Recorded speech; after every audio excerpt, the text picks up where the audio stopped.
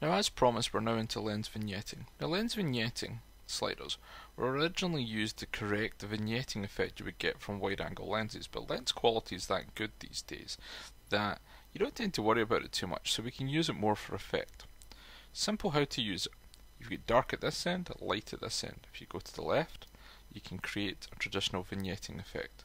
If you go to the right, you're going to create a lightened vignetting effect.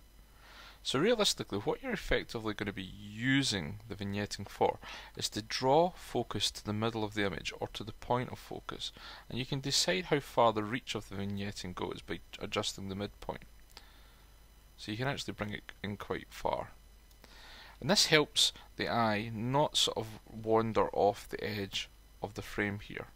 And in conjunction with the split toning, if you need to do any sharpening, you can also do that. You can also go back to your basics and, for example, increase the contrast. I'm going to slide up the clarity, which was still to go into, and then just adjust the vibrance a little bit. And you can see we've got a much richer image, darkened off at the edges, maybe heading towards a little bit of brightness. This is where your recovery would come in, you see? And we show before and then after. And it's just producing a better shine on the shells and drawing emphasis directly into the shrimp in the middle of the stock shot.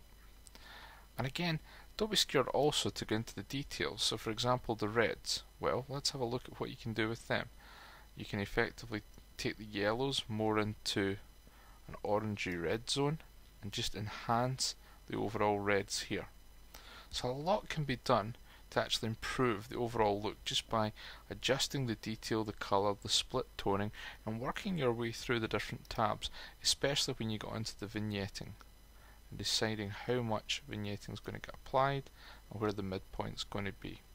So my recommendation is more leaning towards using lens vignetting for full effect rather than bothering with doing lens vignetting in Photoshop. There's a lot of control to be had directly within Camera Raw these days.